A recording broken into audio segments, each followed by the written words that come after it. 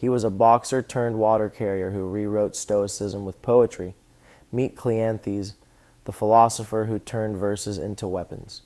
In a world of shallow tweets and TikTok wisdom, his 2,300-year-old lyrical genius might just save your sanity.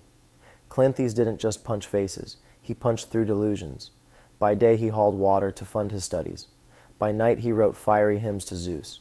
Ryan Holiday calls him Stoicism's poet brawler, proof that grit and art aren't enemies. He says, from a moral and ethical standpoint, you're correct in that you are admitting that you are not responsible. He's saying you are admitting that you are irresponsible, that you are putting your interests, what's easiest and best for you, above the collective, what's best for others. Imagine hauling water under the Athenian sun just to afford sitting in on lectures. No student loans, no handouts, just sweat equity. Today we flex gym gains or morning routines. But Cleanthes? His flex was discipline that wrote history. But let's get real. When's the last time your hustle had purpose? Side gig for cash or for legacy? Modern philosophers wear hoodies and host podcasts. Cleanthes wore bruises and bled philosophy into poetry.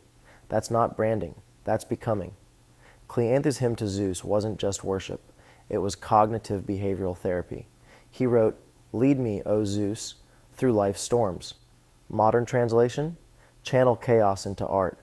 Rapper NF uses this same tactic. I turn pain into lyrics to control the chaos. That's not new age fluff, it's neuroscience.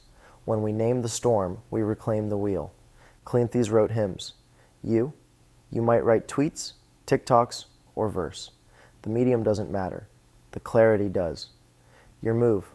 What's your hymn? Journaling, music, memes. Cleanthes' rule.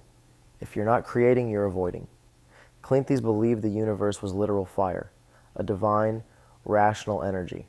Too woo-woo. Neuroscientist Dr. Andrew Huberman agrees. Metaphors rewire brains. Call stress fire. You'll handle it like a firefighter, not a victim. It's not just metaphor, it's mental armor. Fire can consume, but it can also refine.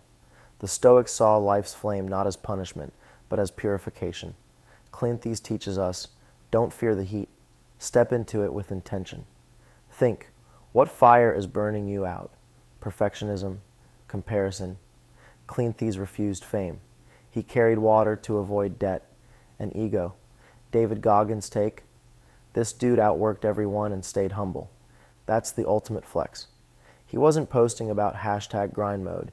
He lived it quietly.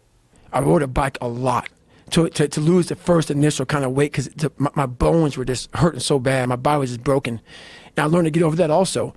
And I tried to swim a lot. I wasn't a great swimmer, but putting fins on kind of equalized my body. I wasn't so negative buoyant. So I started finning a whole bunch. And I spent hours in the pool, trying to get more and more comfortable. Not because I was going underwater. I was so scared of the water that I had to live in the water.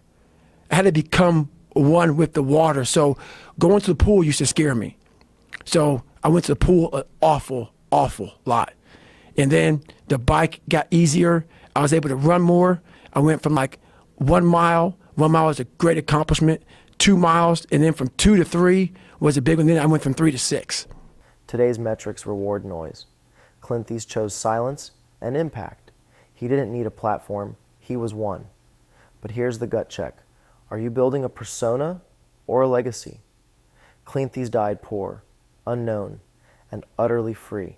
Smash like, subscribe, and remember, poetry isn't pretty words, it's a warrior's tool.